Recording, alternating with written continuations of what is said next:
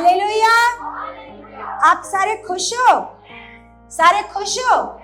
तो कलीसिया, आपको ना मैं एक अपनी बात बताना चाहती हूँ, क्योंकि मैंने ना कभी आपको अपनी बड़ाई नहीं बताई। मेरे साथ परमेश्वर ने ऐसा करा, मेरे को ये दर्शन आया, वो दर्शन, कभी सुना है? कभी नहीं, है ना। लेकिन कल क्या हुआ, एक बड़ा अद्भुत एक्सपीरियंस मेरे साथ हुआ। सच में ये परमेश्वर का बड़ा अनुग्रह जो खुदा ने मेरे साथ किया। जब मैं ऐसे परमेश्वर के वचनों को पढ़ रही थी, बाइबल को पढ़ रही थी ना, तो मैं बैठी हुई, है ना, रिंकी को पता है मैं कहाँ पर बैठी हुई थी, है ना, मतलब जो हमारा बेड है ना, मैं नीचे जमीन पर बैठकर बाइबल पढ़ रही थी, इसको पता है ना, मैं वहीं बैठी हुई थी।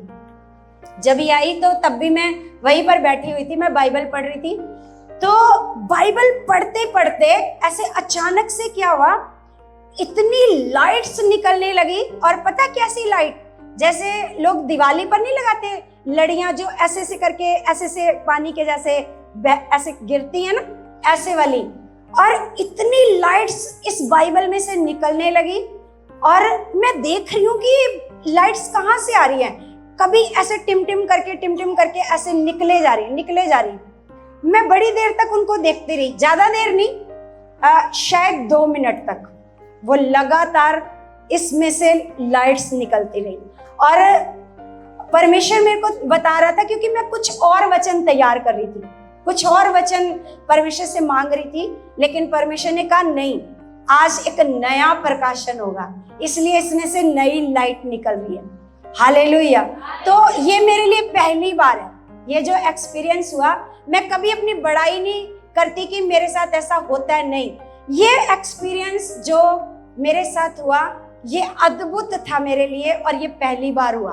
कभी नहीं हुआ इससे पहले कि हाँ भाई मेरे साथ बड़े चमत्कार हुए, नहीं, खुदा ने ये पहली बार मेरे साथ करा। और मैं जब से हुआ मैं इतनी ज्यादा आनंदित हूँ, इतनी ज्यादा खुश हूँ कि परमेश्वर आप मेरे साथ हो।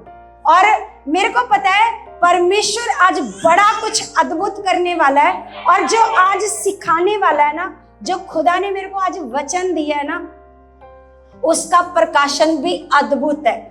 हालेलुया। और आपने इन वचनों को बड़ी गहराई से सुनना है, बड़े मन से सुनना है। मेरा विश्वास है जो आज इन वचनों को ग्रहण करेगा। और आज का वचन प्रभु भोज के विषय में है। प्रभु भोज के विषय में आज का वचन है। परमेश्वर ने मेरे से बात करी, साक्षात खुदा ने मुझसे ये बातें करी हैं, और मुझे ये वचन दिया है जो मैं आज आपको सिखाऊंगी। तो आज सच में जो वचन आप सीखोगे ना, अगर आज आपने ध्यान से इन वचनों को सुन लिया, आज के बाद कोई बीमारी आपके शरीर में कार्य नहीं करेगी। आप अगर कितने भी बीमार क्यों ना हो, सालों के बीमार क्यों ना हो, आप बीमारी से चंगे हो जाओगे यीशु मसीह के नाम से। Hallelujah, hallelujah. तो कलीसिया, सबसे पहले एक वचन निकालते हैं, प्रेरितों 2 का 42। प्रेरितों की पुस्तक 2 का 42।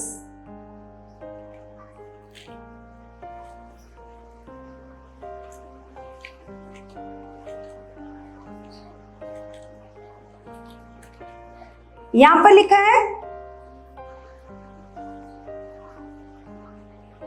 अगर हम 41 से पढ़ते हैं तो आपको अच्छे से समझ आएगा। एक 167 पेज नंबर है, 167। और यहां पर लिखा है, अतः जिन्होंने उसका वचन ग्रहण किया, क्या किया? जिन्होंने उसका वचन ग्रहण किया, उन्होंने बपतिस्मा लिया। उन्होंने क्या लिया? बपतिस्मा लिया। और उसी दिन 3000 मनुष्यों के लगभग उनमें मिल गए। किन में मिल गए? उनमें, किन में? हाँ? और विश्वासियों के साथ और चेलों के साथ ये 3000 लोग क्या हो गए? मिल गए। और लिखा, वे प्रेरितों से शिक्षा पाने और संगति रखने और रोटी तोड़ने और प्रार्थना करने में लौलीन रहे। किन बातों में लौलीन रहे? किन बातों में? प्रेरितों से शिक्षा पाने। किस चीज में? प्रेरितों से शिक्षा पाने और संगति रखने और रोटी तोड़ने और प्रार्थना करने में क्या रहे? लौलीन रहे। जब ये लोगों ने परमेश्वर का वचन सुना, इन्होंने बपतिस्मा लिया और उसके बाद क्या हुआ? उसके बाद ये प्रेरितों से शिक्षा लेने लगे और क्या करने लगे? संगति रखने लगे और क्या करने लगे? रोटी तोड़ने लगे और प्रार्थना करने में लौलीन। लौलीन का मतलब क्या होता है? लौलीन का मतलब क्या होता है? लगे रहना। एक दिन नहीं, ये क्या करने लगे? ये कभी उस घर, कभी उस घर, कभी उस घर, क्या करने लगे? ये इकट्ठा होने लगे और प्रार्थना करने लगे और संगति करने लगे और फिर एक साथ ये रोटी तोड़ने लगे। और बाकी काम तो ये कलीसिया, आज की कलीसिया करती है, लेकिन एक काम जो रोटी तोड़ने का काम है, आज खुदा ने जो वचन दिया ना, आज रोटी के विषय में है। हालेलुया। उसकी देह के विषय में है। किसके विषय में? यीशु मसीह की देह के विषय में। तो कलीसिया एक वचन हम निकालते हैं, पहला कुरिन्थियों 11 अध्याय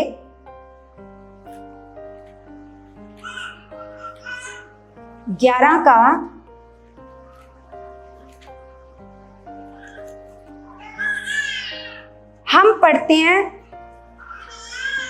27 से पढ़ते हैं, क्योंकि कलीसिया मैंने भी आपको बहुत बार इन वचनों से शिक्षा दी है और मैंने बहुत सारे बड़े बड़े सेवकों को इन वचनों से शिक्षा देते हुए सुना है, लेकिन आज जो हम सीखने जा रहे हैं ना, वो बड़ा अलग है। मैं हैरान होती हूँ कि इतने बड़े बड़े सेवक जो इतने खुदा का इतना बड़ा काम करते हैं, इतनी चंगाइयां प्रकट होती हैं, मैं हैरान होती हूँ कि ये जो शिक्षा है उन्होंने इस तरीके से क्यों नहीं बताई। क्योंकि आज जो हम प्रभु भोज लेते हैं ना, बहुत सारे लोग प्रभु भोज लेने से डरते हैं। क्यों? क्योंकि इसमें लिखा है कि जो कोई अनुचित रीति से इस कटोरे में से पिएगा, ऐसे लिखा है ना, ऐसे लिखा है। और खुदा के बड़े बड़े दास इस वचन को ऐसे ही बताते हैं कि जो कोई अनुचित रीति से इस कटोरे में से पिएगा, वो अपने ऊपर क्या लेकर के आएगा? श्राप लेकर आएगा। क्या लेकर के आएगा? क्या लेकर आएगा?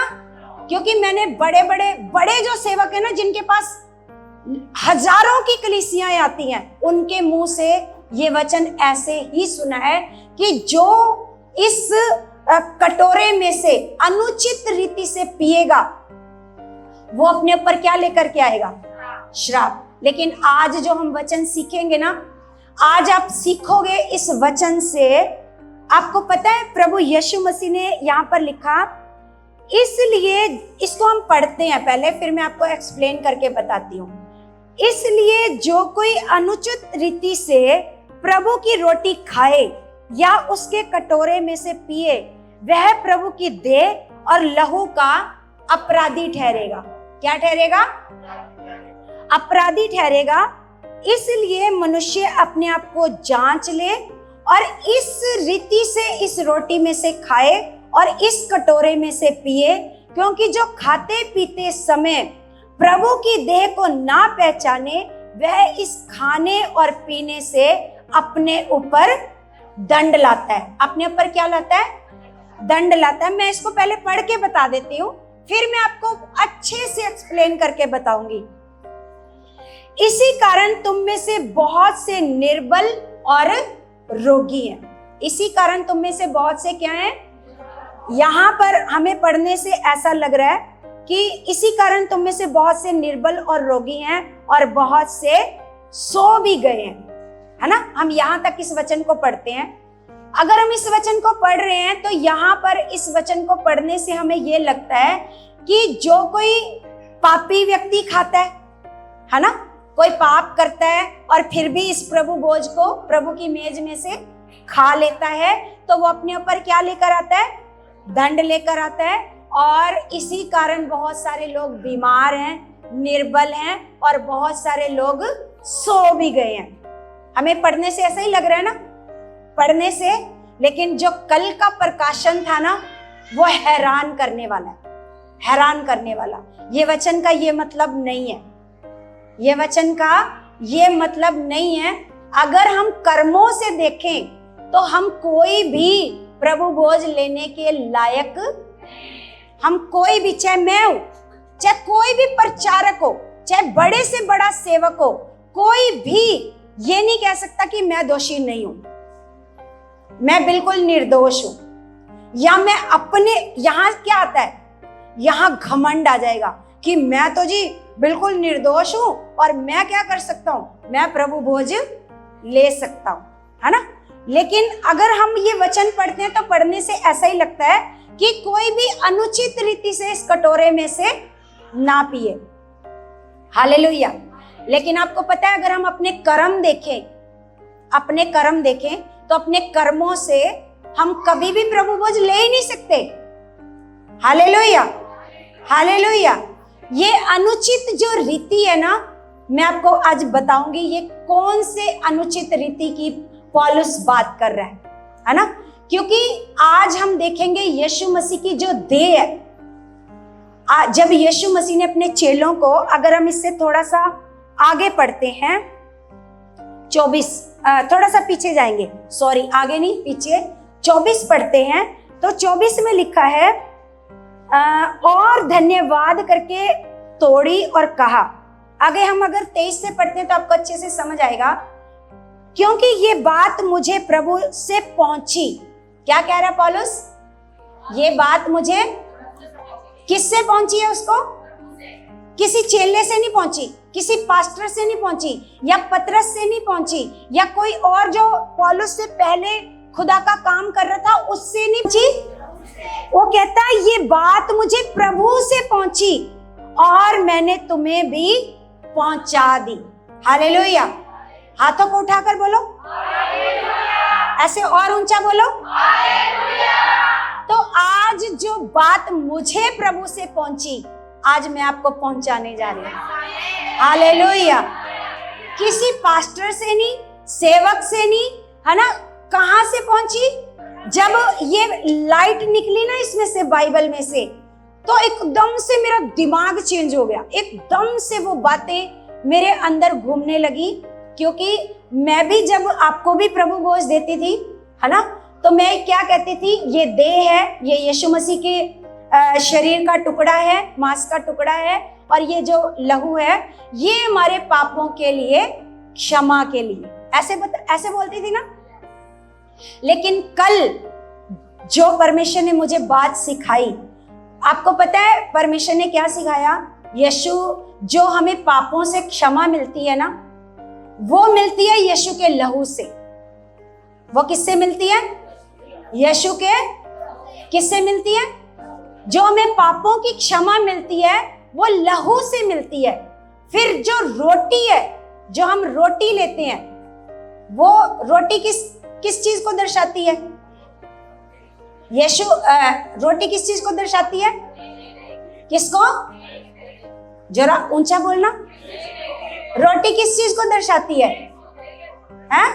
यीशु की देह को, यीशु की देह को। तो हम क्या करते थे जब भी प्रभु भोज लेते थे, देखो मैं अपनी गलती को एक्सेप्ट करती हूँ, क्योंकि मुझे भी इन बातों का पता नहीं था। क्योंकि जैसा मैं सेवकों से सुनती थी वैसा मैं आपको बताती थी, और वैसा ही मैं भी सोचती थी, मैं भी ऐसा ही विश्वास करती थी। लेकिन प्रभु ने बताया कि जो ब्लड है वो किस चीज का साइन है, आपके पापों का छुटकारा। जो लहू है वो आपको क्या देता है, पापों से छुटकारा। और जो देह, जो हम रोटी लेकर के यीशु की देह समझ करके खाते हैं, वो हमें क्या देती है।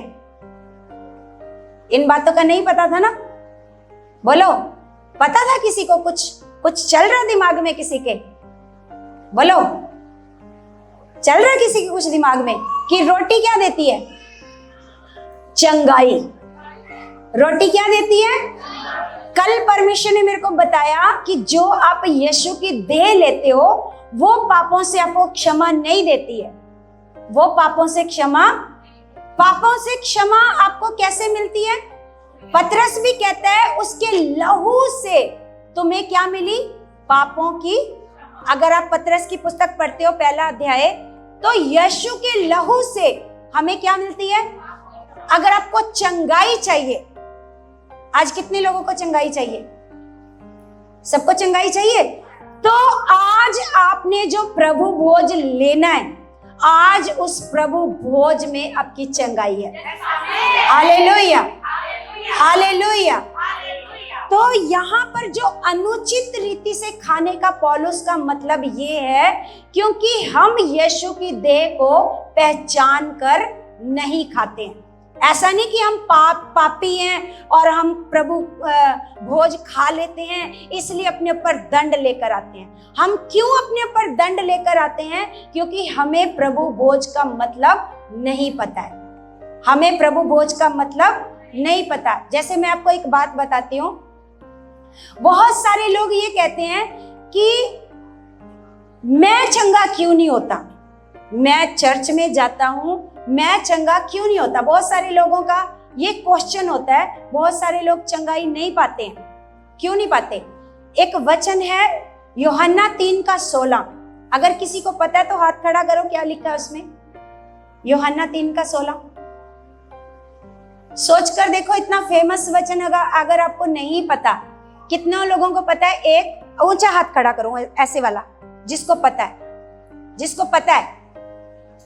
बस 2 लोगों को पता है, 3 को पता है। 3 को पता है कि यूहन्ना 3:16 में क्या लिखा है। और बाकी लोग यहाँ पर क्या दाने खाने आते हो? हैं? बाकी लोग क्या करने आते हो यहाँ पर? सविता बताएगी क्या लिखा है। Very good, very good. ये एक खास मन है जिसको पता होता है कि क्या लिखा है वहां पर।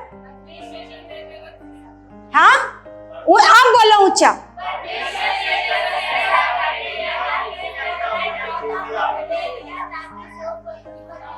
अभी खत्म नहीं हुआ वचन।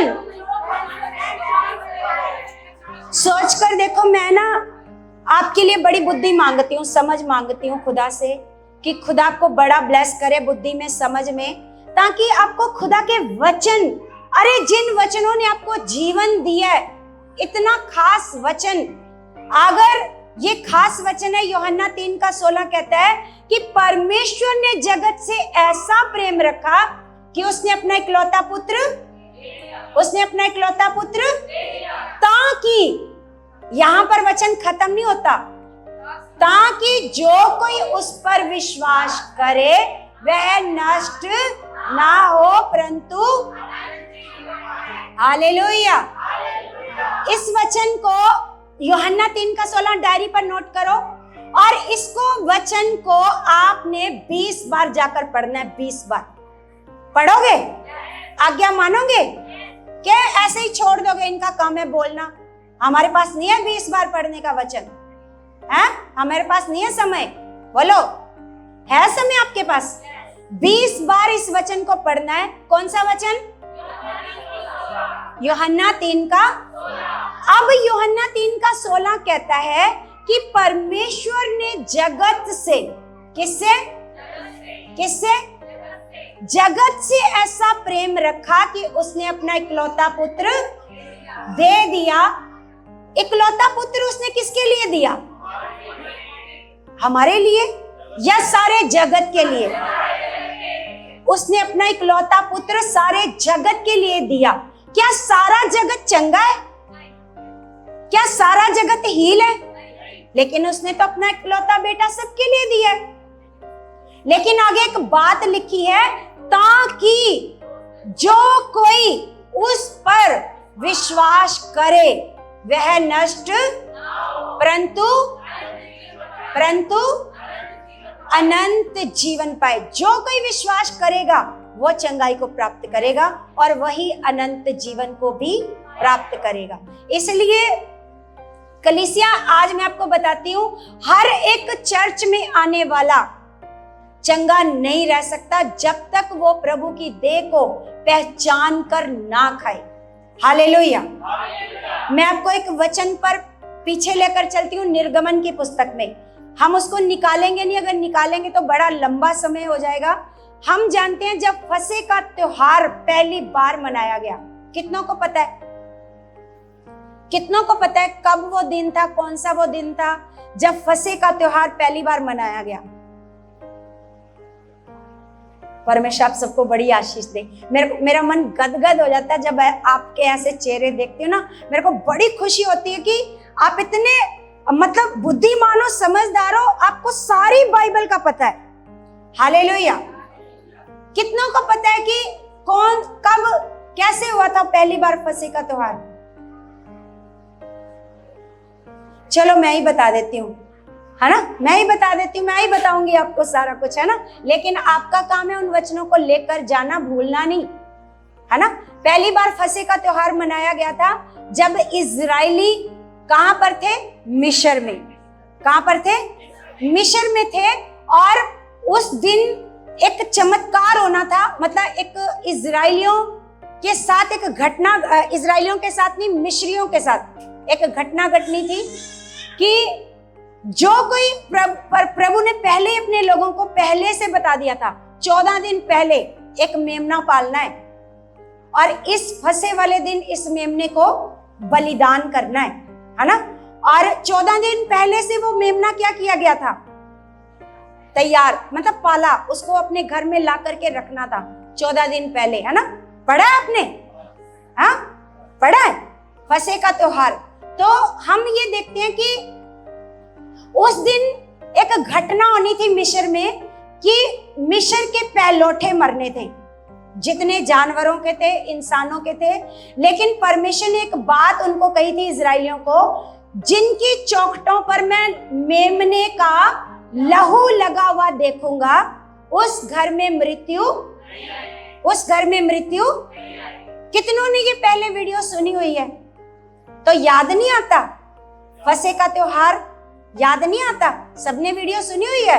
यीशु ने मतलब पहले से उनको बता दिया गया था कि जिस घर की चौखटों पर मेमने का लहू, किसका लहू?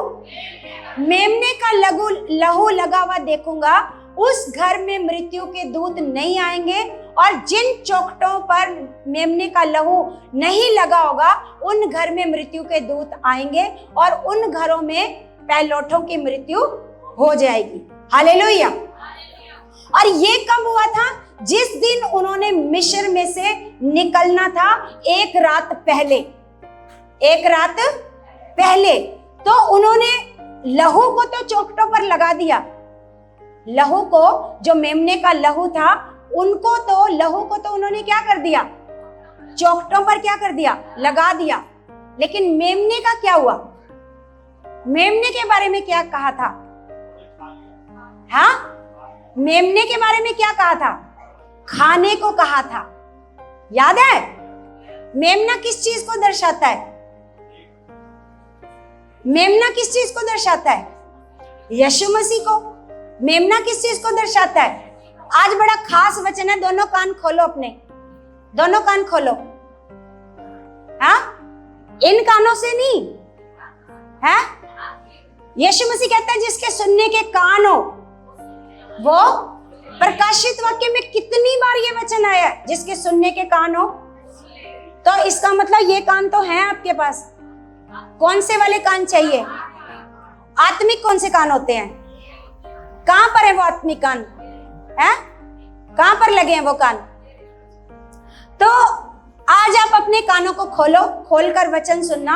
आज बड़ा महत्वपूर्ण वचन है। अगर आपने आज ये वचन ग्रहण कर लिया, सच में आपके जीवन में कोई दुख, कोई रोग, कोई बीमारी, कोई हालात ठहर नहीं पाएगा। तो मैं आपको ये बता रही हूं, मेमना, उन्होंने क्या किया? मेमने को क्या कर लिया?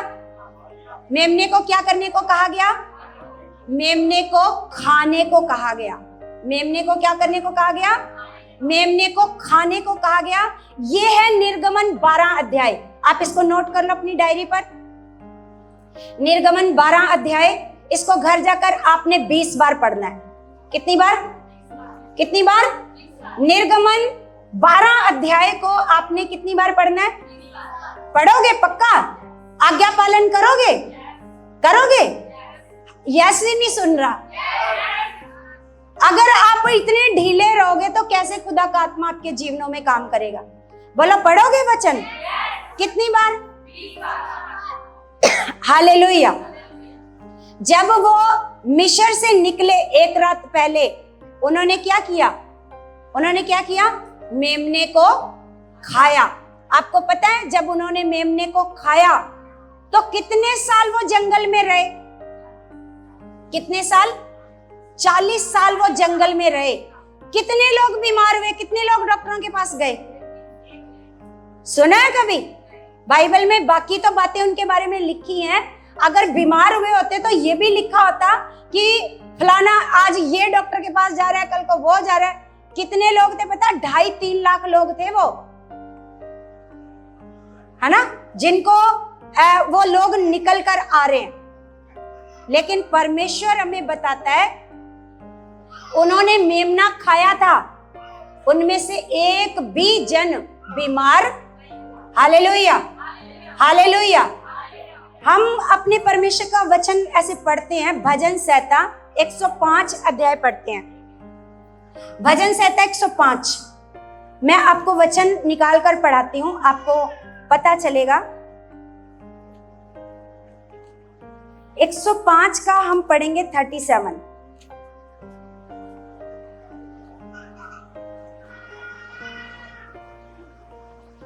यहां पर इस वचन को पढ़ते हैं। यहां पर लिखा, तब वह इज़राइल को सोना चांदी दिलाकर, है ना, तब वह इज़राइल को सोना चांदी दिलाकर निकाल लाया और उनमें से कोई निर्बल ना था।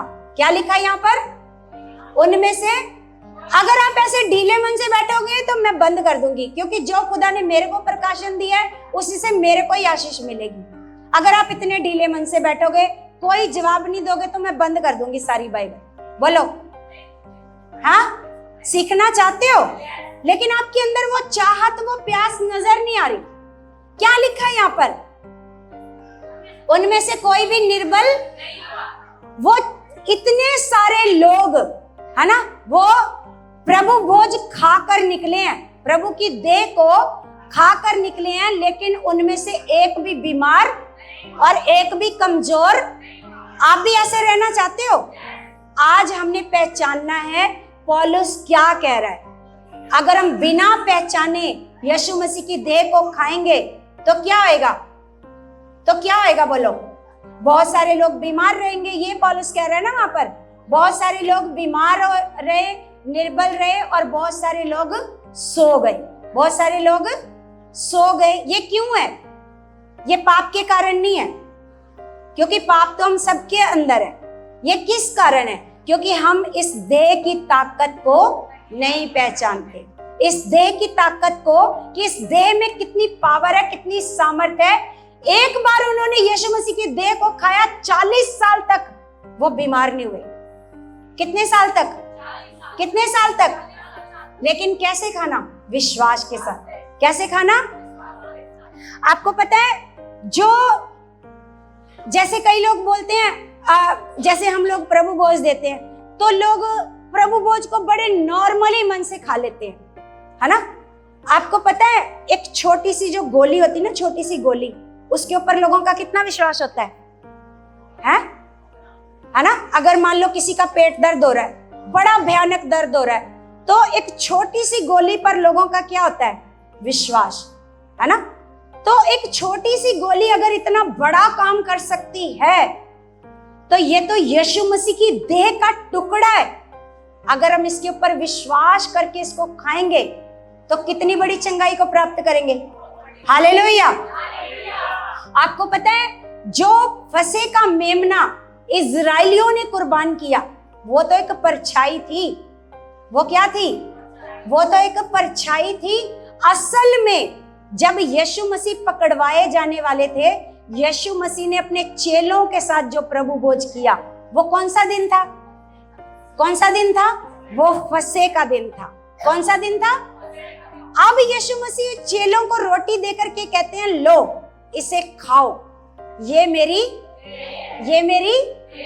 मेरी देह है जो तुम सब के लिए तोड़ी जाती है। हालेलुया। ये मेरी देह है। आपको पता है यीशु मसीह अपने चेलों को देह क्यों दे रहे हैं? क्योंकि यीशु मसीह नहीं चाहते कि मेरे चेले बीमार रहे। मेरे चेलों ने बहुत सारा सुसमाचार प्रचार करना है। आपको पता है कोई यीशु मसीह का चेला बीमार हुआ है? कोई बीमार हुआ? क्योंकि उन्होंने विश्वास के साथ उस देह को क्या किया? खाया। जब परछाई थी उस समय लोग बीमार नहीं हुए, तो अब तो हम साक्षात यीशु मसीह हमारे लिए कुर्बान हो गया। उस समय तो एक परछाई थी, मतलब एक मेमना कुर्बान हुआ था। परछाई का मतलब क्या था?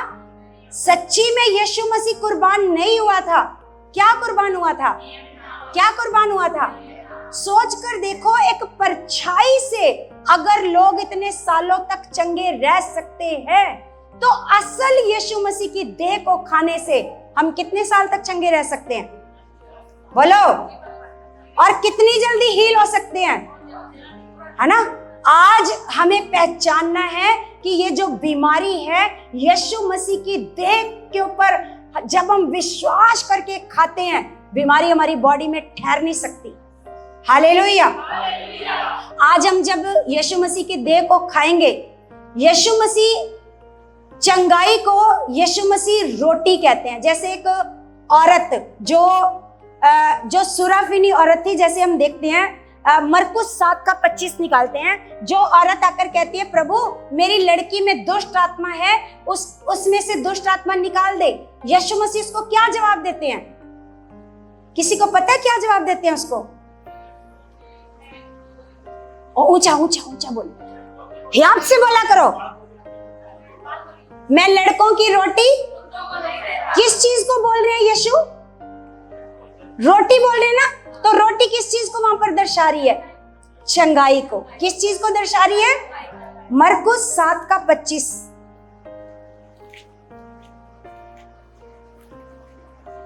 यहां पर हम पढ़ते हैं सुराफिनी की। कौन सी औरत है? सुराफिनी की औरत है। लिखा है 7:24। 7:24। अगर जिसको वचन नहीं मिलता ना, वो सिर्फ कॉपी पर नोट करो और बाइबल खोलने में अपना समय खराब मत करो, और अपना वचन नोट करो और कान खोल लो, सुनने के लिए क्या कर लो। अगर आज आप चंगाई लेकर जाना चाहते हो, अगर सदा के लिए चंगे रहना चाहते हो, तो आज का वचन आपके अंदर जाना जरूरी है। हालेलुया। क्योंकि परमेश्वर का वचन भजन संहिता में कहता है कि परमेश्वर वचन भेजकर रोगी को, आज वचन आ रहा है आपकी चंगाई का। और ये 1-2 दिन की चंगाई नहीं होएगी। ये जो गोलियां आप खाते हो ना, 1-2 दिन आपको चंगा रखती हैं, लेकिन यीशु की देह आपको सदा के लिए क्या कर सकती है? चंगा। हालेलुया। लिखा 7:24 में लिखा, फिर वह वहां से उठकर सूर और सैदा के देशों में आया और एक घर में गया और चाहता था कि कोई ना जाने, परंतु वह छिप ना सका। और तुरंत एक स्त्री जिसकी छोटी बेटी में अशुद्ध क्या थी उसमें, और उसकी चर्चा सुनकर आई और उसके पांवों में गिरी। यह यूनानी और सुराफिनी की जाति की थी। कौन सी जाति की? सुराफिनी की जाति की थी। उसने उससे विनती की कि मेरी बेटी में से दुष्ट आत्मा क्या कर दे? निकाल दे। उसने उससे कहा, पहले लड़कों को तृप्त होने दे, क्योंकि लड़कों की रोटी लेकर कुत्तों के आगे डालना उचित है ना। यहाँ पर रोटी किस चीज को दर्शा रही है? रोटी किस चीज को दर्शा रही है? तो जो रोटी है ना, जिसको हम रोटी लेकर के खाते हैं, वो रोटी किस चीज को दर्शाती है? पापों की क्षमा को नहीं। किस चीज को दर्शा रही है? किस चीज को? चंगाई को दर्शा रही है। अब हमें ये देखना है कि हम कौन से मन से खा रहे हैं, कौन से विश्वास से खा रहे हैं उस रोटी को। हालेलुया। तो यहाँ पर वो कहता ये लड़कों की रोटी है, क्योंकि ये चीजें, ये जो चंगाई है, ये परमेश्वर के बच्चों के लिए है, दूसरे लोगों के लिए। ये कह रहा है यीशु मसीह, ये जो रोटी है ये किसके लिए है? परमेश्वर के बच्चों के लिए। लड़के मतलब बच्चे। लड़कों की रोटी कुत्तों को के आगे डालना उचित उसको पता था उस औरत को, वो औरत नम्र है। वो औरत क्या कहती है? उसने उसको उत्तर दिया, सच है प्रभु, जो तू कह रहा है वो क्या है? सच है प्रभु। तो भी कुत्ते भी तो मेज के नीचे बालकों की रोटी का चूर चार खा लेते हैं। जो आपके बच्चे चूर चार फेंक देंगे वो तो घर के कुत्ते खा सकते हैं ना। हम भी आपको क्या कह रही है प्रभु को असल में, कि प्रभु हम भी तेरे घर के कुत्ते ही हैं। क्या कह रही है कि मान लो आपने घर में एक कुत्ता रखा है, आपके बच्चे अगर खाकर उठ जाते हैं, अगर आपकी मेज पर कुछ बचता है तो हम आपके घर के कुत्ते ही हैं। लेकिन आज हम कुत्ते नहीं हैं। हम कौन है? हम कौन है? बोलो। अगर ये कह रही है कि कुत्ते उस चूर चार को खा सकते हैं, तो लड़के कैसे खा सकते हैं उस रोटी को? लड़के कैसे खाते हैं? बोलो शिवानी, वो जोर से बताओ, बड़ी शान से, अधिकार के साथ, क्योंकि इन पर, इस रोटी पर किसका अधिकार है? किसका? किसका? नहीं, जोर से बोलना। हालेलुया। नहीं बोलोगे ना तो ये शिक्षा यहीं पे बंद हो जाएगी। लेना चाहते हो आगे? सीखना चाहते हो? सबके मुंह से यस भी नहीं निकलता। सारे हालेलुया। जैसे बेचारों को मार पीट कर संगति में भेजाओ, चल संगति में, ऐसे मन से आए हो, है ना? हमने कैसे बड़े मन से, आनंदित मन से। हालेलुया। तो वो कहती है कि सच है प्रभु, जब लिखा है सच है प्रभु, तो भी कुत्ते भी तो मेज के नीचे बालकों की रोटी का चूर चार खा लेते हैं। उसने उससे कहा, इस बात के कारण चली जा, दुष्ट आत्मा तेरी बेटी में से निकल गई है। उसने अपने घर आकर देखा कि लड़की खाट पर पड़ी है और दुष्ट आत्मा निकल गई है। दुष्ट आत्मा निकल गई है। ये चूर चार, उसी चूर चार पर उसने क्या कर लिया? विश्वास। सोच कर देखो, अगर चूर चार काम कर सकता है तो जो असल में हम यीशु की देह को खाते हैं वो कितना काम करेगा? हालेलुया। हालेलुया। आज हम किसी से पूछे, पिछली बार संगति में नहीं आए, सर दुख रहा था, पेट दुख रहा था, है ना? ऐसे करते हैं, है ना? यहाँ दर्द था, वहां दर्द था, या करेंगे हमारा मन अच्छा नहीं था, हमारा मूड अच्छा नहीं था, ऐसे बोलेंगे। आपको पता है खुदा का आत्मा कोई बहाना नहीं सुनेगा आपसे।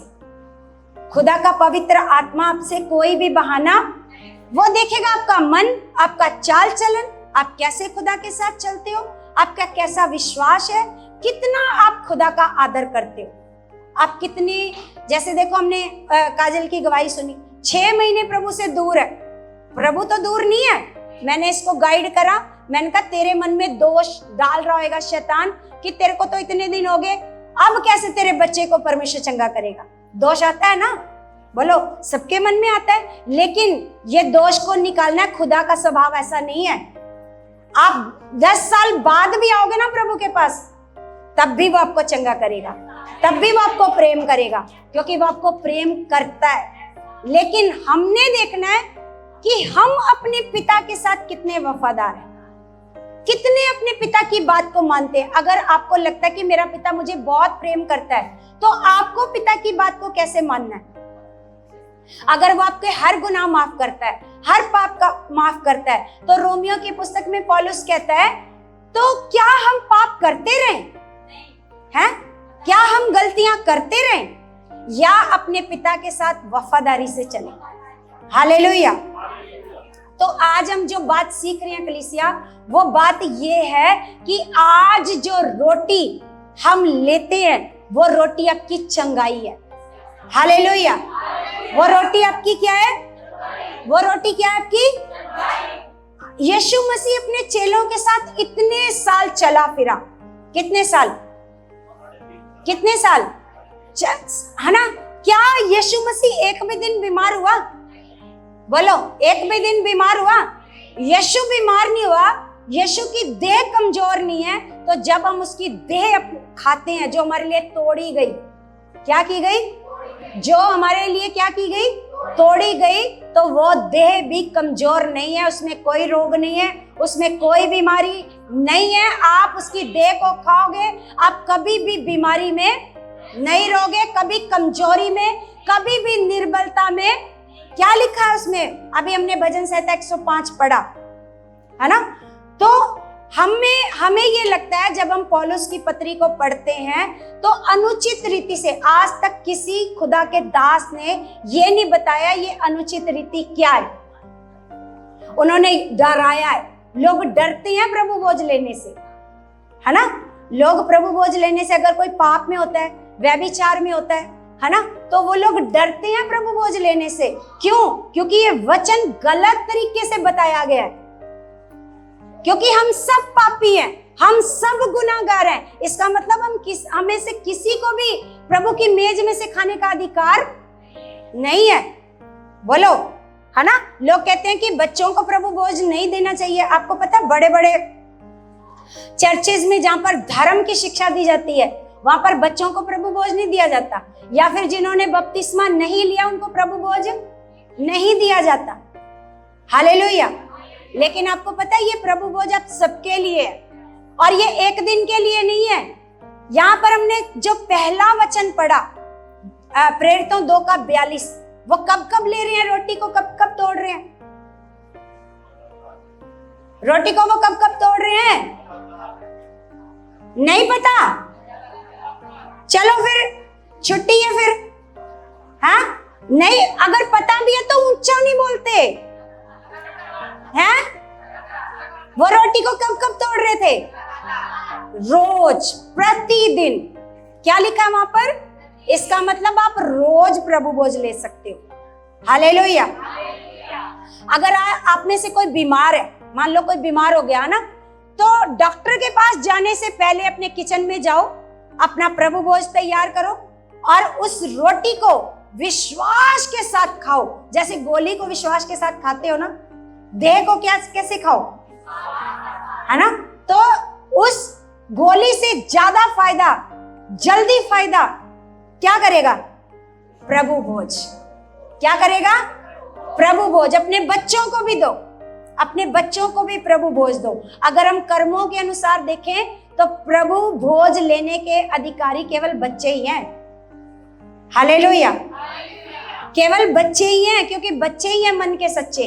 बाकियों के मन में छल कपट है।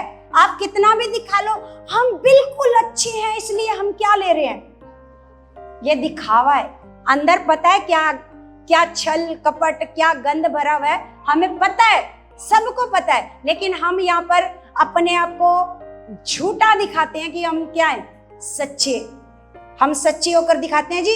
अच्छा, आप नहीं ले रहे प्रभु भोज? जो नहीं ले रहा होता ना उसकी तरफ ऐसे देखते, अच्छा कोई पाप कर रहा होगा इसीलिए नहीं ले रहा प्रभु भोज। और मैं देखो वो फरीसी के वो फरीसी आकर कहता है, अच्छा ये चुंगी लेने वाला, देखकर मैं तो ये करता हूं, मैं तो इतने दिन उपवास करता हूं, मैं तो ऐसे करता हूं, प्रार्थना करता हूं, ये करता हूं, है ना। अच्छा ये फरीसी, ये अपने आप को पापी, ये चुंगी लेने वाला, है ना। हम सारे ही पापी हैं, सारे ही गुनाहगार हैं, लेकिन प्रभु का अनुग्रह है कि हम प्रभु भोज ले सकते हैं। लेकर अपने आप को यीशु के लहू से शुद्ध कर सकते हैं, पवित्र कर सकते हैं। उसने कर दिया हमें, हमारे गुनाहों से उसने क्या कर दिया है? शुद्ध। पापों से यीशु का लहू हमें क्या करता है? एक वचन निकालते हैं, भजन संहिता 103 अध्याय। भजन संहिता 103 अध्याय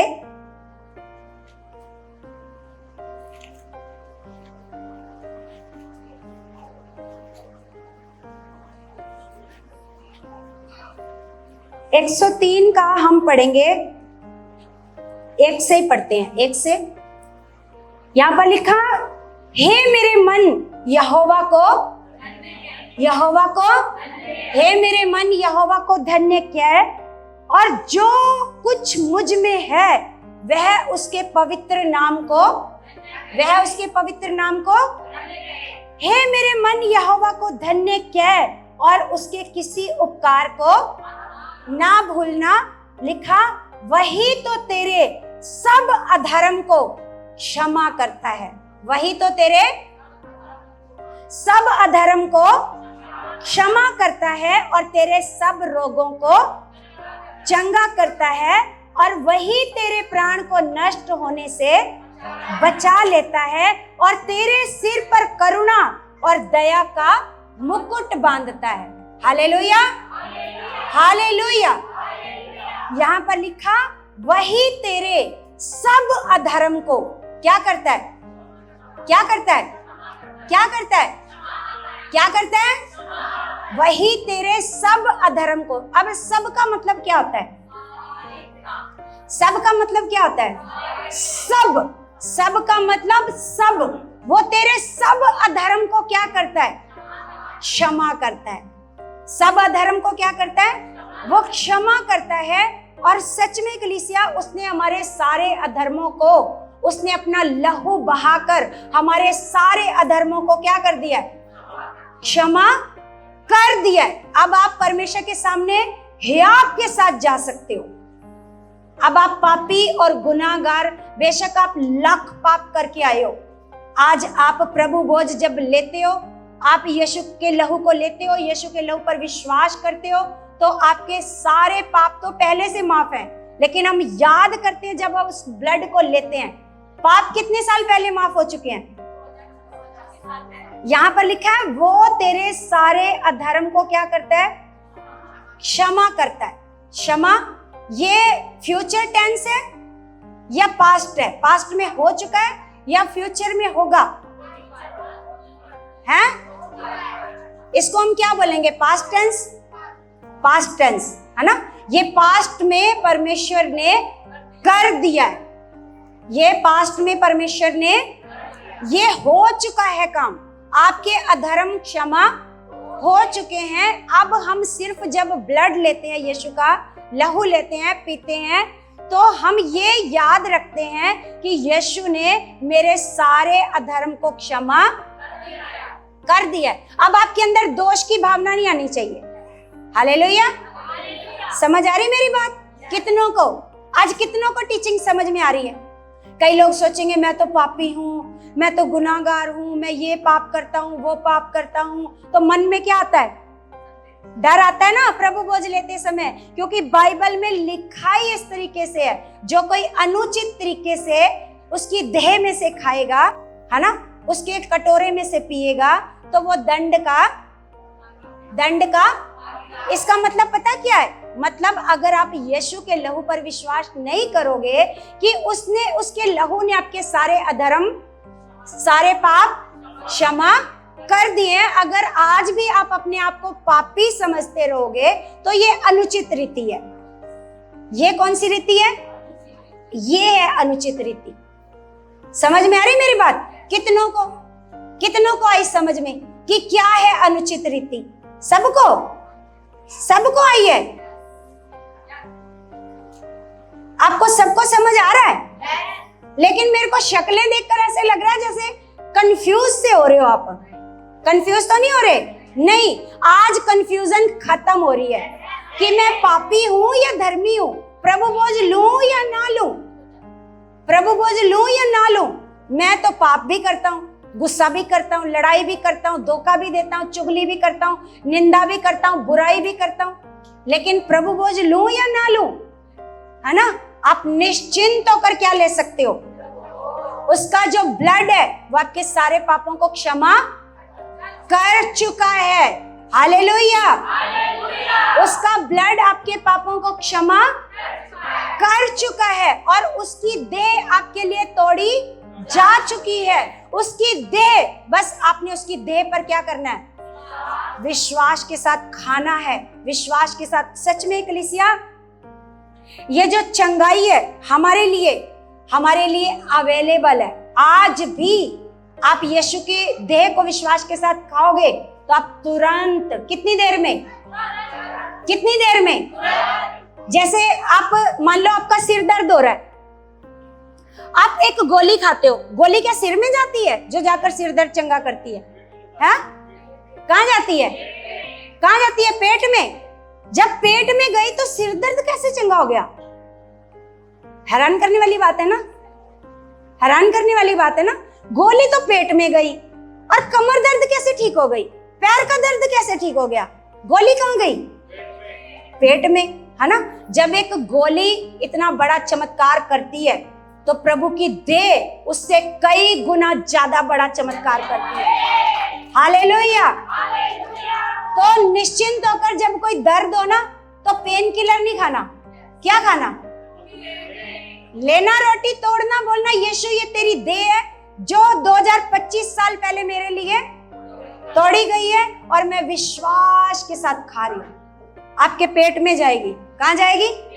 लेकिन सिर दर्द ठीक हो जाएगा, पेट दर्द ठीक हो जाएगा, पथरी बाहर आ जाएगी, रसोली बाहर आ जाएगी, कैंसर ट्यूमर गायब हो जाएगा। कलीसिया, कल मैं एक गवाही सुन रही थी, खुदा के दास गवाही बता रहे थे।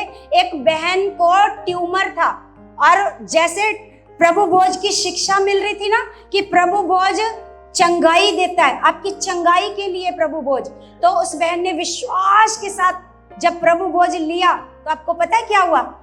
घर जाते जाते वो ट्यूमर गायब हो गया। इतना बड़ा ट्यूमर उसका क्या हो गया? आज जो भी बीमार है ना, आज विश्वास करके जाओ। ऐसा नहीं कि वो फ्यूचर में चंगा करेगा, है? वो फ्यूचर में क्या करेगा? चंगा करेगा। नहीं, वो चंगा है, वो चंगा कर चुका है। उसने पहले से काम कर दिया है, पहले से यीशु की देह तोड़ी जा चुकी है। हालेलुया। तो आज के बाद ये विश्वासी बंदे तो खासकर नहीं बताएंगे मेरे को यहाँ दर्द, यहाँ वो, यहाँ संगति में नहीं आए, ऐसे हो रहा था, वैसे हो रहा था। अगर प्रभु भोज ले लिया होता तो क्या होता? चंगे होकर संगति में आते। हालेलुया। समझ में आ रही मेरी बात?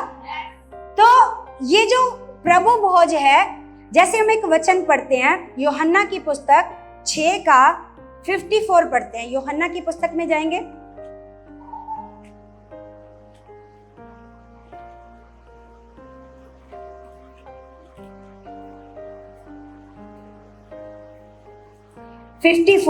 चौवन। यहां पर लिखा, जो मेरा मांस खाता, क्या लिखा है? जो मेरा मांस खाता और मेरा लहू पीता है, अनंत जीवन उसी का है। अनंत जीवन उसी का है, क्योंकि अंत तक जब बीमारियों से बचे रहोगे, है ना, तो अंत तक अनंत जीवन किसका है? उसी का है। और लिखा, और मैं उसे अंतिम दिन फिर जिला उठाऊंगा, है ना। आगे लिखा, क्योंकि मेरा मांस वास्तव में खाने की वस्तु है। मेरा मांस वास्तव में खाने की वस्तु है, मेरा लहू वास्तव में पीने की वस्तु है। जो मेरा मांस खाता और मेरा लहू पीता है वह मुझ में स्थिर बना रहता है और मैं उसमें। और मैं, जो मेरा मांस खाता है, यहाँ पर यीशु कहता है मैं उसमें बना रहता हूं, मतलब हमेशा चंगाई आपके लिए बनी रहेगी। Hallelujah, hallelujah. तो इसलिए कलीसिया, अब आपको ये कहने की जरूरत नहीं है मैं चंगा क्यों नहीं होता, मैं क्यों नहीं चंगी हो रही। अपने मन को खराब करने की जरूरत नहीं है, अपने आप को उस विश्वास में लाने की जरूरत है, क्योंकि यीशु मसीह तो सारे जगत के लिए क्या हुआ है? उसकी चंगाई सारे जगत के लिए अवेलेबल है। उसने सारे जगत के लिए कोड़े खाए हैं। हालेलुया। समझ में मेरी ये बात आ रही है आपको कि उसकी जो चंगाई है वो सारे जगत के लिए अवेलेबल है, लेकिन जगत में अभी वो प्रकट क्यों नहीं होती? क्योंकि वो लोग विश्वास नहीं करते। लेकिन जो विश्वास करता है, इसका मतलब जो आज संगति में आकर भी बीमार है, इसका मतलब वो आज भी यीशु की देह पर विश्वास नहीं करता कि वो देह मेरे लिए तोड़ी जा चुकी है, मेरे लिए। कलीसिया, मैं आपको हर दिन बताती थी कि बीमारियां मसीह लोगों के लिए, लेकिन मेरे को अंदर ये प्रकाशन नहीं था कि मैं आपको कैसे सिखाऊं कि ये बीमारियां आपके लिए नहीं है। क्योंकि आप कितनी बार प्रभु भोज लेते हो, है ना। इजराइलियों ने एक बार प्रभु भोज लिया, कितने साल तक बीमार नहीं हुए? कितने साल तक? आप हर महीने प्रभु भोज लेते हो, फिर आकर कहते हो यहाँ दर्द, वहां दर्द, ये हो रहा है, वो हो रहा है। इसका मतलब किस तरीके से ले रहे हो? अनुचित तरीके से। कौन से तरीके से? जो अनुचित तरीके से लेगा वो अपने ऊपर क्या लेकर के आएगा? फिर इसलिए तुम में से बहुत सारे लोग क्या हैं? बीमार। बहुत सारे लोग रोगी हैं और बहुत सारे लोग सो गए। कई लोग बीमारियों में मर जाएंगे। जब तक अनुचित रीति से प्रभु भोज लेते रहोगे तो मर भी सकते हो आप। बोलो, मर भी सकते हो। जैसे मान लो किसी को नहीं पता कि हमने किस विश्वास से प्रभु भोज लेना है, तो वो अपनी बीमारी में मर भी सकता है। बोलो, इसलिए पौलुस कह रहा है कि तुम में से बहुत सारे लोग रोगी भी हैं और बहुत सारे लोग सो गए हैं। बहुत सारे लोग, हालेलुया। तो आज आपको जो प्रभु भोज लेना है वो कैसे लेना है, किस तरीके से लेना है, ये आपको सीखना है। और ऐसा नहीं कि आपने चर्च में आकर ही प्रभु भोज लेना है। आप तीनों टाइम प्रभु भोज ले सकते हो। क्या कहा प्रभु ने कि जब जब तुम, अब तो हम परिवार हैं, इकट्ठे हुए हैं, है ना? तो यीशु ने कहा जब तुम इकट्ठे हो ना तो मेरी यादगार के लिए ऐसे ही करना। क्या करना? एक रोटी का टुकड़ा ले लेना, एक जूस ले लेना, है ना? तो जो रोटी का टुकड़ा होएगा वो मेरी देह को दर्शाएगा, जो लहू होएगा, जो जूस होएगा वो किस चीज को दर्शाएगा? किस चीज को दर्शाएगा? तो जब हम ये दोनों चीजें लेते हैं तो मुझे नहीं पता था ये दोनों चीजें अलग अलग काम करती हैं। हालेलुया, है ना? ये दोनों चीजें क्या काम करती हैं? लहू क्या काम करता है? किस चीज से? किस चीज से? पापों से क्या देता है? और जो रोटी है वो क्या काम करती है? रोटी क्या काम करती है? चंगाई देती है। आपको रोगों से, बीमारियों से आपको क्या देती है? इसका मतलब परमेश्वर के बच्चे बीमार रह ही नहीं सकते। इजरायली बीमार हुए ही नहीं, चाहे वो कितने हठीले थे, कितना भी वचन नहीं मानते थे, लेकिन वो बीमार पड़े नहीं। बस एक बार क्या हुआ था? सांपों ने डस लिया था उनको, क्योंकि वो व्यभिचार में पड़ गए। तो क्या हुआ? लेकिन फिर परमेश्वर ने उनके लिए एक योजना तैयार की। क्या तैयार की? किसी को याद है? हाँ, क्या हुआ था? पीतल का सांप बनाकर लकड़ी के ऊपर, जो कोई इस टंगे हुए सांप को देख लेगा वो उस जहर से बच जाएगा। हालेलुया। कलीसिया हम एक वचन निकालते हैं, यूहन्ना की पुस्तक 11 अध्याय, जिसमें लाजर मर जाता है ना? यूहन्ना की पुस्तक 11 अध्याय में कौन मरता है? लाजर। आपको पता है मार्था क्या कहती है उसको? अगर तुम यहाँ पर होते, हाँ, तो यहाँ पर हम पढ़ते हैं, यहाँ पर लिखा है 39 से अगर हम पढ़ते हैं तो लिखा, यीशु ने कहा पत्थर उठाओ। उस मरे हुए की बहन मार्था उससे कहने लगी, हे प्रभु, उसमें से अब तो दुर्गंध आती है, क्योंकि उसे मरे 4 दिन हो चुके हैं। यीशु ने उससे कहा, क्या मैंने तुझसे नहीं कहा था कि यदि तू विश्वास करेगी तो परमेश्वर की महिमा को देखेगी? तब उन्होंने उस पत्थर को हटाया। नहीं, इससे पहले अगर हम पढ़ते हैं जहां पर वो कहती है कि प्रभु अगर तू यहाँ पर होता तो मेरा भाई, हाँ पीछे है शायद वो, है ना?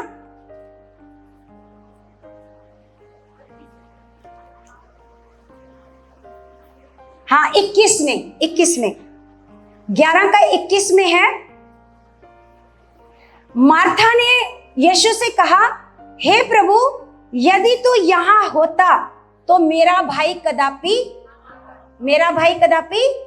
वो कहती है कि प्रभु अगर तू यहाँ पर होता ना तो मेरा भाई नहीं मरता। हालेलुया, हालेलुया, ऊंची आवाज में बोलो। तो आगे लिखा, और अब भी मैं जानती हूं कि जो कुछ परमेश्वर से, हाँ, और अब भी मैं जानती हूं कि जो कुछ तू परमेश्वर से मांगेगा परमेश्वर तुझे देगा। क्या कह रही है वो यीशु को? कि अब भी मैं क्या करती हूं? जानती हूं कि जो कुछ तू परमेश्वर से मांगेगा परमेश्वर तुझे। यीशु ने उससे कहा, तेरा भाई फिर जी उठेगा। क्या बोला? तेरा भाई फिर जी उठेगा। यीशु ने उससे कहा, पुनरुत्थान और जीवन मैं ही हूं, जो कोई मुझ पर विश्वास करता है वह यदि मर भी जाए तो भी जिएगा, तो भी जिएगा। जो कोई जीवित है और मुझ पर विश्वास करता है वह अनंत काल तक ना मरेगा। आजकल बहुत सारे लोग बीमारियों में मर जाते हैं। किस में मर जाते हैं? बहुत सारे लोगों को हम देखते हैं, हम सुनते हैं कि अभी वो भला चंगा था, अभी क्या हुआ? हार्ट अटैक आया और क्या हो गया? मर गया। लेकिन अगर आप यीशु मसीह पर विश्वास करोगे, उसकी देह को लगातार विश्वास के साथ खाओगे, तो आप क्या लिखा है आपके बारे में? आप, जो कोई मुझ पर विश्वास करेगा वह नहीं मरेगा। वो, इसका मतलब मरेगा नहीं, मतलब बीमारी में नहीं मरेगा। आप बीमारी में नहीं मरोगे। हालेलुया। तो आगे लिखा, क्या तू इस बात पर विश्वास करती है? उसने उससे कहा, हाँ प्रभु, मैं विश्वास करती हूँ कि परमेश्वर का पुत्र मसीह जो जगत में आने वाला था वह तू ही है। वह क्या? वह तू ही है ना। और वो आगे एक जगह पर कहती है कि मुझे पता है एक दिन, हाँ एक दिन क्या होगा, मेरा भाई क्या हो जाएगा? जी उठेगा, है ना। हाँ, यहाँ पर शायद 32 में, हाँ इसका 32 में लिखा है। यहाँ पर लिखा, जब मरियम वहां पहुंची जहां यीशु था। कहां पहुंची मरियम? है ना, जहां पर यीशु था वहां कौन पहुंची?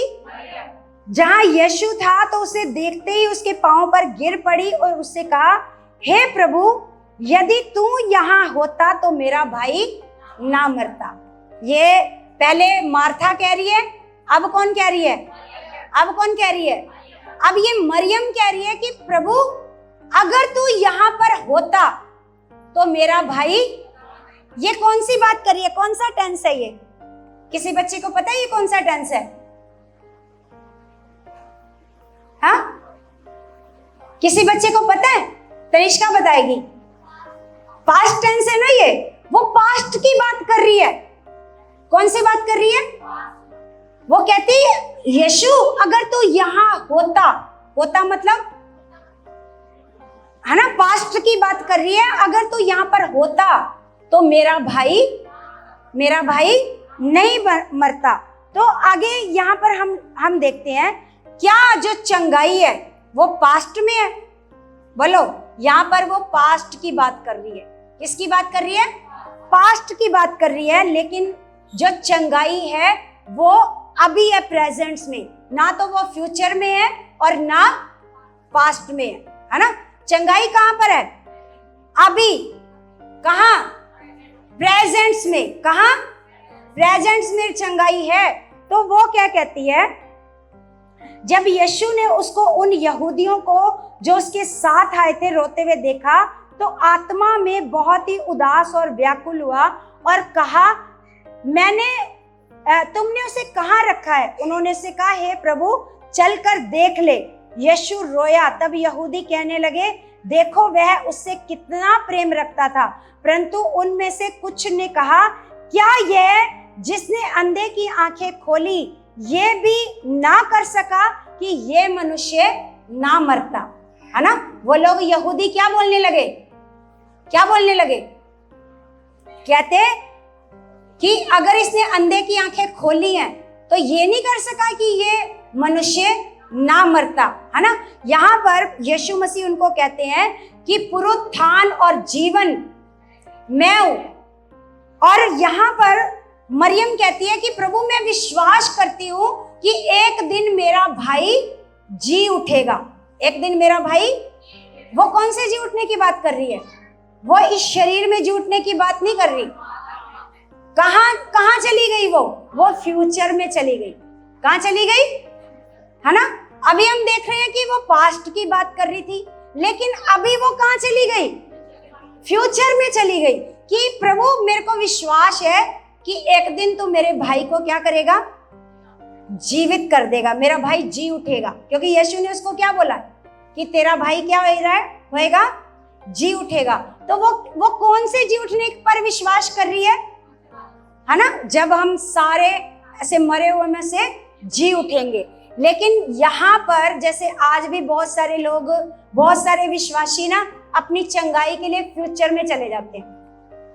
हाँ, एक दिन हम चंगे होंगे, ऐसे बोलते हैं। कैसे बोलते हैं?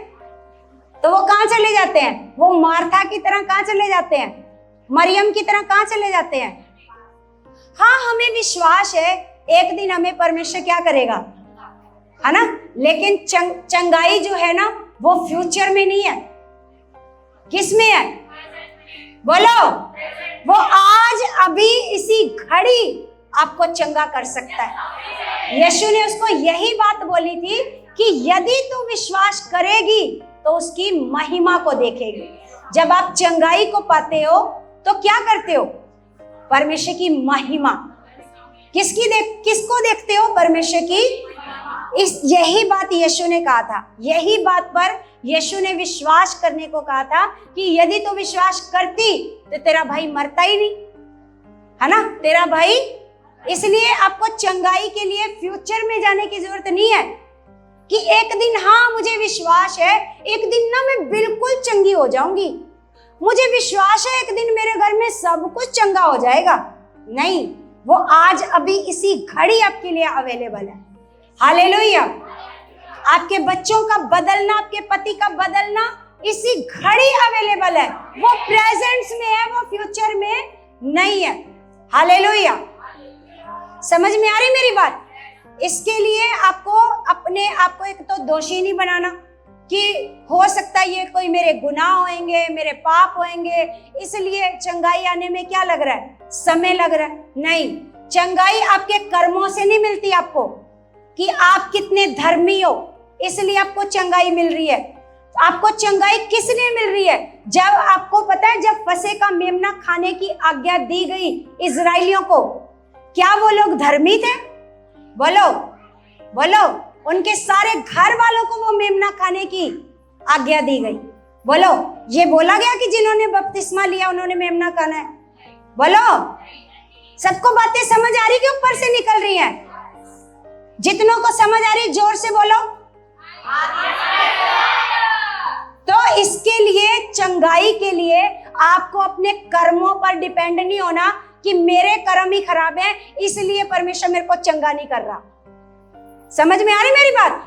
कितनों को समझ में आ रही है कि मेरी किस्मत खराब है, या मैं अच्छे काम नहीं करता, या मैं लंबी लंबी प्रार्थना नहीं करता, है ना, इसलिए मैं चंगा नहीं हो पा रहा? नहीं, चंगाई किस कारण से आपकी बॉडी पर आती है? परमेश्वर के अनुग्रह के कारण। किसके? आपके। अगर परमेश्वर कर्मों को देखे तो कोई बंदा चंगा ही ना हो, क्योंकि किसी के भी कर्म अच्छे नहीं है। समझ में आ रही है? चंगाई आपके कर्मों से नहीं, उसके अनुग्रह से। जब आप उसके अनुग्रह पर क्या करते हो? विश्वास। क्या करते हो? जब आप उसके अनुग्रह पर विश्वास करते हो, उस विश्वास से आपको क्या मिलती है? आपके कर्मों से आपको चंगाई नहीं मिलती कि मैंने इतने दिन हो गए ना, मैंने प्रार्थना नहीं ना करी इसलिए मैं चंगी नहीं हो पा रही, है ना? तो अब मेरे को क्या करना पड़ेगा? कई जो धर्म की शिक्षा को फॉलो करते हैं वो कहते हैं मैं 40 दिन उपवास रखूंगी ना फिर देखना ये काम हो जाएगा। वो किस चीज पर विश्वास करते हैं? अपने कर्मों पर। किस पर? कि मैं ऐसे करूंगी तो ऐसा हो जाएगा। पास्टर भी उनको यही बात सिखाते हैं कि तू क्या कर, अच्छा ये काम नहीं हो रहा, ये काम रुका हुआ है तो क्या कर, है ना, उपवास कर। 40 दिन उपवास से नहीं हुआ और 40 दिन कर, है ना? तो वो उनसे उनके कर्मों से वो काम करवाना चाहते हैं, जबकि हमारे जीवन में जो भी काम होते हैं वो किसके अनुग्रह से होते हैं? किसके अनुग्रह से? हमारे कर्मों से नहीं। हम यीशु के लहू से धुल तो चुके हैं, हमारे अधर्म उसने सारे क्षमा तो कर दिए हैं, लेकिन हमारे अंदर से खत्म नहीं हुए। हालेलुया। हमारे अंदर से वो अधर्म खत्म नहीं हुए। अगर हम अपने कर्मों को देखें तो हम चंगाई ले ही नहीं सकते, हम परमेश्वर के कामों को अपने जीवन में देख ही नहीं सकते। हालेलुया। समझ में आ रही बात? ऐसे तो काजल का बच्चा ठीक ही नहीं होता। कितने महीनों की प्रार्थना नहीं करी थी काजल? 6 महीने से बिल्कुल कोई प्रेयर नहीं करी। ऐसे तो उसका लड़का ठीक ही नहीं होता, है ना?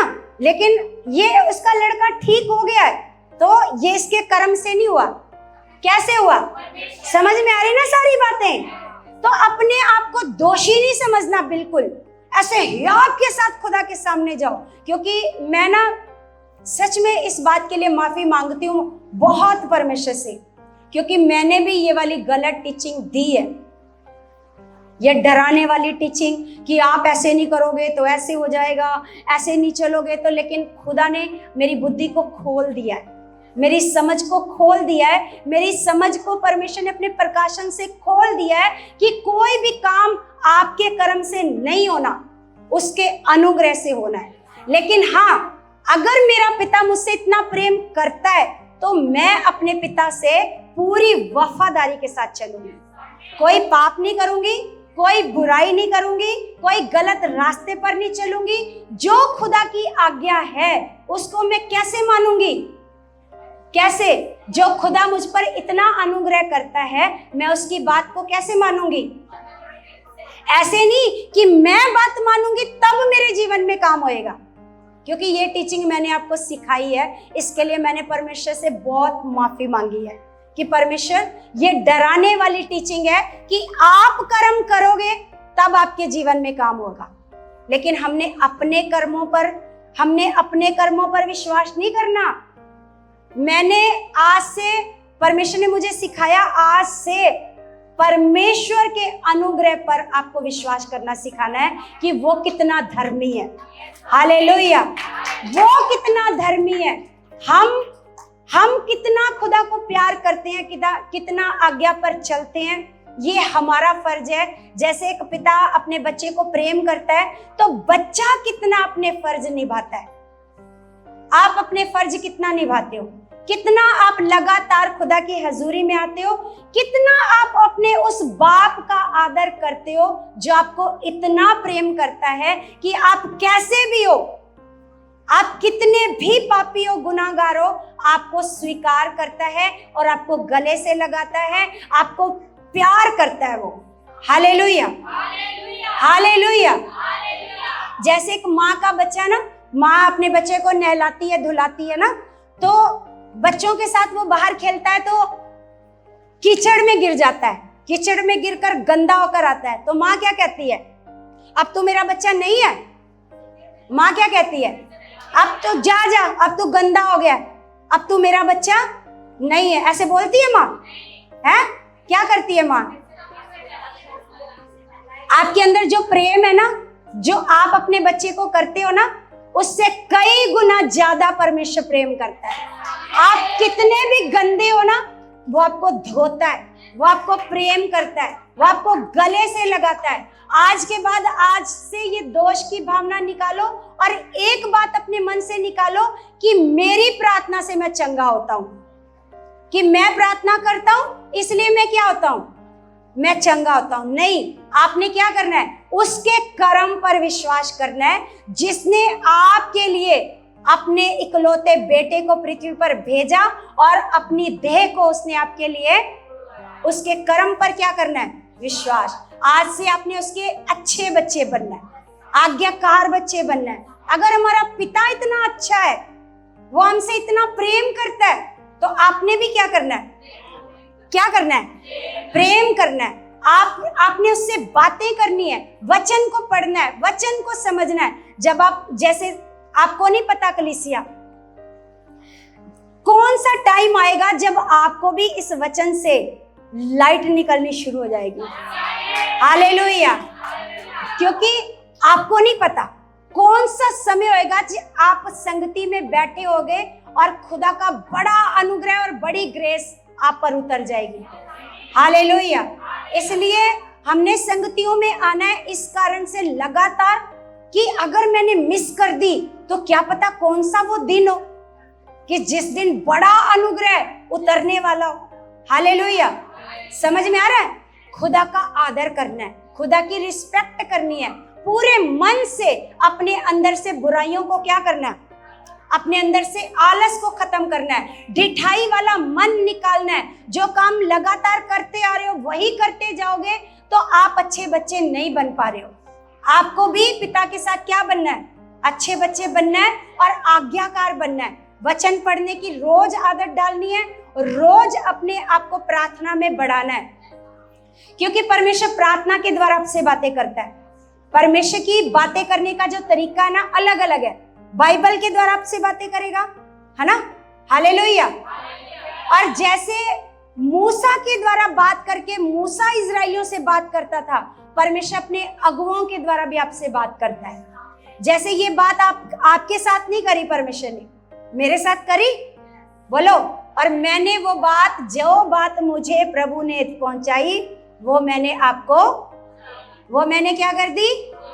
वो मैंने आपको कई बार ऐसे बात करेगा परमेश्वर आपसे अपने अगुओं के द्वारा, और कई बार प्रार्थना के द्वारा, कई बार वचन के द्वारा परमेश्वर क्या करेगा आपसे।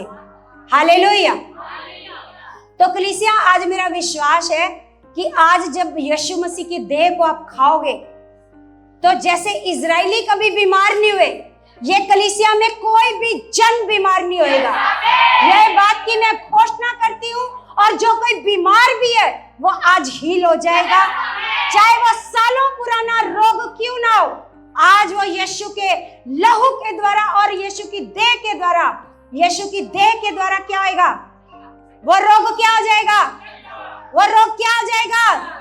वो चाहे कितना खतरनाक रोग क्यों ना हो, आज यीशु की देह को अगर आप पहचान के खाओगे, है ना, पहचान के कैसे खाओगे? तो आज ही चंगे हो जाओगे यीशु मसीह के नाम से। आज ही चंगाई को पाओगे। आपको कोई आयरन की गोलियां नहीं खानी पड़ेगी, कैल्शियम की गोलियां नहीं खानी पड़ेंगी, आपको कोई ताकत का सिरप नहीं पीना पड़ेगा। आपके अंदर यीशु मसीह की देह इतनी ताकत को भर देगा, जैसे इजराइली 40 साल तक घूमते रहे, एक भी जन कमजोर नहीं हुआ यीशु मसीह के नाम से। हालेलुया। आपके अंदर कोई कमजोरी नहीं होगी, कोई नसें कमजोर नहीं होंगी, कोई घुटने कमजोर नहीं होंगे, कोई शुगर बीपी काम नहीं करेगा। आज आप हील हो जाओगे यीशु के नाम से। आमीन, आमीन। सबको जय मसीह की।